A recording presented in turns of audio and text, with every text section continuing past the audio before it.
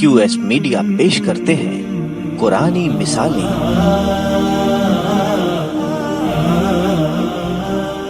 السلام علیکم ورحمۃ اللہ وبرکاتہ۔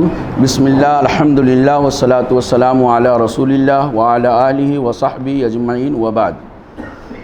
پیارے بھائیوں اور اسلامی بہنوں، قرآن کریم کا 30واں اور آخری پارہ، اس کے اندر اللہ رب العالمین نے کئی مثالیں دیا ہے۔ سب سے پہلی مثال اللہ رب العالمین جو دیا ہے وہ یہ، الم تر کیف فعل ربک بعاد، کیا تم نے دیکھا نہیں کہ تمہارے رب نے عاد والوں کے ساتھ کیا کیا ہے؟ یہ عاد کون ہے؟ ارم ذات العماد، یہ کھمبے والے ہیں، یہ ستون والے ہیں۔ التی لم یخلق مثلها فی البلاد، مثال کہاں ہے؟ یہ ہمارا جو سلسلے وال قرآنی مثالیں چل رہی ہیں، مثال کہاں ہے؟ التی لم یخلق مثلها فی البلاد، یہ عاد ایک ایسی قوم ہے جس کی طرح اللہ تعالیٰ نے کسی کو کبھی پیدا ہی نہیں کیا۔ التی لم یخلق مثلها فی البلاد، وہ ایسی قوم اللہ تعالیٰ نے پیدا ہی نہیں کیا۔ وہ قوم کیسی تھی وہ جاننے کی چیز ہے۔ وہ قوم میرے بھائیو ایسی ہے، دوسری جگہوں پہ اللہ رب نے بیان فرمایا ہے، یعنی ان کو اللہ تعالیٰ نے اتنی توانائی دیا تھا، اتنی طاقت دیا تھا، ان کا قد و قامت اتنا تھا۔ ارم ذات العماد، ذات العماد کا مفسرین نے جو تشریح کیا ہے، جو اس کی تفصیل کیا ہے، اگر وہ ہم سمجھ جاتے ہیں تو ہم کو یہ اندازہ لگانا آسان ہو جائے گا کہ قوم عاد کیسی قوم تھی۔ ذات العماد کا ترجمہ جو ہوتا ہے وہ کھمبے والے اور ستون والے، بڑے بڑے ستون والے۔ یہ قوم ایسی تھی کہ جہاں بھی پکنک کے طور پہ جایا کرتی تھی یا چلتے پھرتے جایا کرتی تھی، اگر کہیں وہ پڑاؤ ڈالتی تھی نا تو بڑے بڑے کھمبے کھڑا کر دیتی تھی اور اس کھمبے پہ بلڈنگ کھڑی کر دیتی تھی۔ کوئی مشین نہیں، کوئی آلہ نہیں، اللہ نے ان کو ایسا طاقت دیا تھا کہ اپنے طاقت کے بیس پہ وہ جہاں بھی جاتے تھے کچھ دن کے لیے ٹھہرتے تھے تو بڑے بڑے کھمبا گاڑ کر کے، بڑے بڑے پلر کھڑا کر کے اس کے اوپر بلڈنگ کھڑا کر دیتے۔ ان کے جو نبی تھے حضرت ہود علیہ السلام تھے۔ کون تھے؟ حضرت ہود علیہ السلام۔ حضرت ہود علیہ السلام سمجھاتے یہ کیا لا یعنی کام میں کرتے ہو، تمہارے رہنے کا گھر الگ ہے، یہ فالتو گیری تم کر رہے ہو، اسپورٹ بنا رہے ہو اپنی یادگار کے لیے، لوگ آئیں گے تو بولیں گے ہاں فلاں نے بنایا فلاں نے، اس میں تمہارا فائدہ کیا ہے؟ لا یعنی کام کیوں کرتے ہو، فضول کا کام کیوں کرتے ہو؟ اور ارم ذات العماد کی جہاں بھی جاتے تھے اس طرح اونچی بلڈنگیں کھڑا کرتے تھے۔ اور دوسرا مفسرین نے یہ کہا ہے کہ ذات العماد کا مطلب تو ستون کی طرح تھے، کیسے بڑا سا ستون پلر کی طرح ہوتا ہے، بلکہ اللہ رب العالمین نے ایک جگہ ارشاد فرمایا کہ وہ کھجور کے درخت کی مانند ہوا کرتے تھے، یعنی لمبے تڑنگے، ایک دم دیکھنے سے ماشاءاللہ والے کو دیکھے نا کیسے ہوتے۔ یہ ایک مثال میں دے رہا ہوں، ورنہ ان سے قد و قامت میں بہت زیادہ ہوتے ہیں، ہم جیسے لوگ دیکھ کر کے ان کے پانی پیتے ہو جائیں، اتنے اللہ رب العالمین نے ان کو ہائٹ دیا تھا، اتنا طاقت اور قوت دیا تھا، لیکن ان طاقت اور قوت کو ان لوگوں نے غلط استعمال کیا۔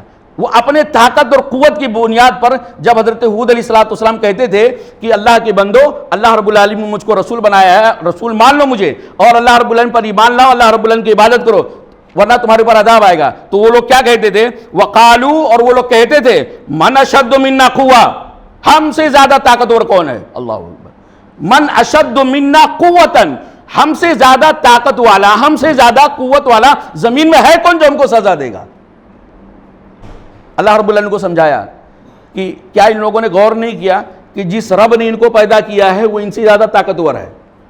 تو یہ ہود علیہ السلام کی منکر قوم تھی، اپنے نبی کا انکار کرنے والی تھی، جس کی وجہ سے اللہ رب العالمین کو ہلاک کر دیا۔ کہتے تھے نا ہم سے زیادہ طاقتور کون ہے؟ اللہ رب العالمین نے کہا تم ہمارے سامنے ہمارے دی ہوئی یہ طاقت پر اڑ رہے ہو اور یہ کہتے ہو ہم کو کون عذاب دے گا؟ نہیں سمجھ بات آ رہی ہے؟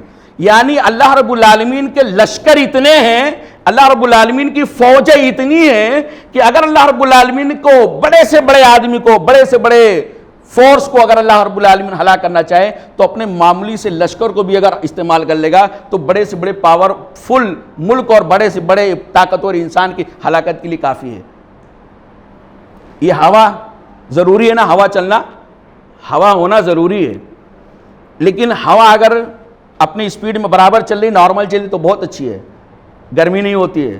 اور اگر یہ ہوا رک جائے تو جان نکلنے لگ جاتی ہے گرمی کی وجہ سے، اور اگر یہی ہوا کی اسپیڈ تھوڑی تیز کر دے، 50 کی اسپیڈ میں چل لے، اگر 100 کی اسپیڈ میں کر دے گا تو کیا ہوگا؟ اللہ رب العالمین کے سامنے یہ قوم اکڑ رہی تھی اور کہہ رہی تھی ہم سے زیادہ طاقتور کون ہے؟ اور لنگوٹ کس کر کے مقابلے کے لیے آ گئی، ہم کو کون عذاب دینے والا ہوگا؟ اللہ رب العالمین نے کیا کیا؟ اس بستی کے اوپر ایک تیز آندھی اور تیز طوفان اس بستی کے اوپر چلا دیا. 7 راتیں اور 8 دن تک لگاتار یہ طوفان ان کے اوپر چلتا رہا. بچنے کا کوئی بھاگ نہیں سکتا، ہوا کوئی روک نہیں سکتا ہے، ہواؤں سے اپنے آپ کو کوئی بچا نہیں سکتا. وہ تیز آندھی کیا ہوتی ہے؟ ہوا کی سپیڈ تیز ہو جائے تو آندھی بن جاتی ہے نا. ہوا کی سپیڈ ہے، اگر وہ تیز ہو جاتی تو آندھی بن جاتی ہے. وہ لوگ جو اپنے آپ کو بہت طاقتور کہتے تھے، ان کو اللہ رب العالمین نے ان کے بستی کے اوپر ایک تیز آندھی بھیجا. 7 رات تک اور 8 دن تک ان کے اوپر مسلسل وہ ہوا چلتی رہی، وہ آندھی ان کے اوپر چلتے رہی. اس کے بعد وہ سارے کے سارے لوگ، اللہ رب العالمین ارشاد فرمایا فَتَرَى الْقَوْمَ فِيهَا سَرْعَا، جب 7 راتیں اور 8 دن گزر گئے تو وہاں دیکھنے والوں نے دیکھا نہیں. کیا تم نے دیکھا نہیں وہاں پہ کیا منظر تھا؟ تم نے دیکھا ہوگا فِيهَا سَرْعَا، وہاں وہ لوگ گرے پڑے ہوئے تھے. پوری بستی والے گرے کیسے تھے؟ کَأَنَّهُمْ أَعْجَازُ نَخْلٍ خَاوِيَةٍ، جیسے تاڑ کا درخت ہوتا ہے یا جیسے کھجور کا بڑا سا درخت ہوتا ہے اور اس کا جو تنا ہوتا ہے اندر سے کھوکھلا، جب درخت سوکھ جاتا ہے خاص طور سے اس کی ہائٹ اتنی زیادہ ہوتی ہے.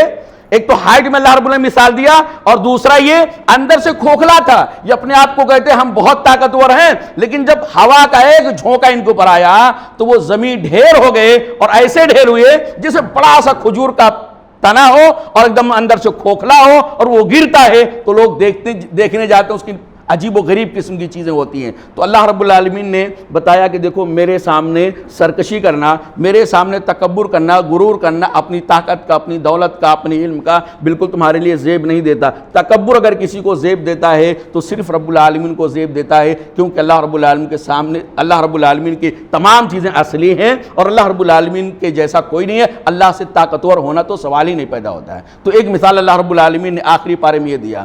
آخری پارے میں آخری دن انسانوں کی حالت کیا ہونے والی ہے وہ آخری مثال اللہ رب العالمین نے دیا اور کہا قیامت کے دن لوگوں کی حالت کیسی ہوگی.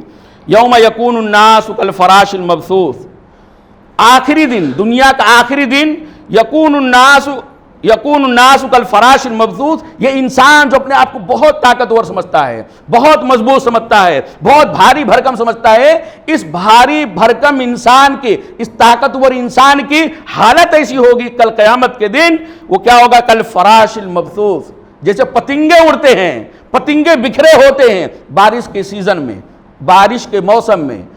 لالٹین ادھر جل رہا ہے، بلب ادھر جل رہا ہے، ٹیوب لائٹ ادھر جل رہی ہے، اور آبادی کے باہر ہو، روڈ وغیرہ پہ یا صحرا وغیرہ میں، تو آپ وہاں کیا دیکھیں گے؟ بارش کی جس سیزن میں خاص طور سے وہاں آپ دیکھیں گے کیڑے مکوڑے پتنگے، کبھی وہ ٹیوب لائٹ پہ جا رہے، کبھی وہ بلب پہ جا رہے، کبھی وہاں جا رہے ہیں. تو ایسے ہی یعنی بالکل بکھرے ہوئے ہوں گے، بائک چلانا مشکل ہو جاتا ہے ایسے ایریا میں. آنکھ میں آ رہے ہیں، کان میں جا رہے ہیں، ناک میں جا رہے ہیں، یعنی پریشان ہو جاتے ہیں. تو جیسے پتنگے اڑتے رہتے ہیں بارش میں اور اجالا دیکھ کر کے، لائٹ دیکھ کر کے، ایسے ہی یہ انسان جو اپنے آپ کو بہت طاقتور سمجھتا ہے نا، ایسے پتنگوں کی طرح اڑتا ہوا دکھائی دے گا.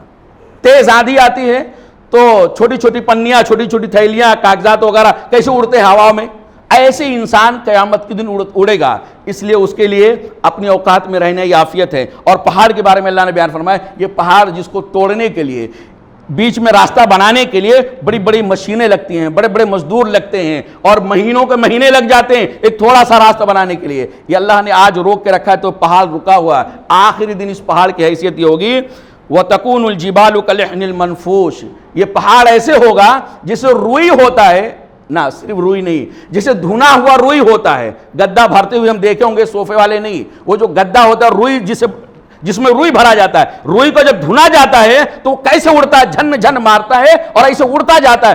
ایسے ہی یہ پہاڑ دھنی ہوئی روئی کی طرح ہوا میں اڑیں گے، کیونکہ اس دن اللہ رب العالمین اڑائے گا. تو گویا اس مثال کے اندر اللہ رب العالمین جو دیا کہ انسان کی حیثیت یہ ہے کہ آج اپنے آپ کو کچھ بھی سمجھے، لیکن ایک دن ایسا آئے گا کہ اڑتے ہوئے پتنگے کی طرح، بکھرے ہوئے پتنگے کی طرح ایک دم ہلکا ہو جائے گا اور اس کو خود ہوش نہیں رہے گا کہ جیسے پتنگے ہوتے آپس میں ٹکراتے ایسے ہوا میں اڑتا ہوگا یہ انسان. یہ پہلا سور جب پھونکا جائے گا تو اس کی منظر ہوگا. پھر آگے کے مراحل اللہ رب العالمین بیان کیا. میرے بھائیو، یہ اللہ رب العالمین کے فضل و کرم سے ہمارا جو سلسلہ وار قرآنی مثالیں تھی، الحمدللہ اللہ کے فضل و کرم سے تکمیل کو پہنچی، مکمل ہوئی۔ یقیناً یہ مرحلہ میرے لیے بہت مشکل تھا۔ قرآن کریم کا درس دینا تھوڑا سا ایزی ہو سکتا ہے، لیکن مجھ جیسے کم علم کے لیے ایک الگ عنوان سلیکٹ کرنا اور پھر اس عنوان سے ریلیٹڈ قرآن کریم کی آیتوں کو چننا اور پھر اس میں کئی مثالیں آ گئی تو ان میں کس کو بیان کرنا 10-15 منٹ کے اندر، پھر اس کو کہاں کہاں دیکھنا، یہ بڑا مشکل مرحلہ تھا۔ لیکن اللہ رب العالمین کا فضل و کرم اور آپ بھائیوں کا سپورٹ اور ہمت افزائی، جس کی وجہ سے الحمدللہ اللہ کے فضل و کرم سے جو بھی چیزیں تھیں یہ کمپلیٹ ہوئی۔ اللہ رب العالمین اس پورے درس کے اندر جو 30 دن کا درس تھا، اس کے اندر اللہ رب العالمین جو خیر تھا، جو حق تھا، وہ تیرے فضل و کرم سے تھا، میرے اس میں کوئی کمال نہیں تھا۔ جہاں غلطیاں ہوئی اللہ رب العالمین میرے کم علمی کی وجہ سے اور میرے نفس کی شرارتوں کی وجہ سے، شیطان کی وجہ سے ہوں گی، اللہ رب العالمین اس کو تو معاف فرما۔ رب العالمین یہ بہت مشکل معاملہ جو تو نے ہمارے لیے آسان کیا، ایسے اللہ رب العالمین جنت کے تمام راستے ہمارے لیے آسان کر دے اور اس میں اللہ تعالیٰ تو ہماری مدد فرما۔ رب العالمین اس درس قرآن کو قبول فرما۔ اس درس قرآن جو ایک عظیم ترین عبادت ہے،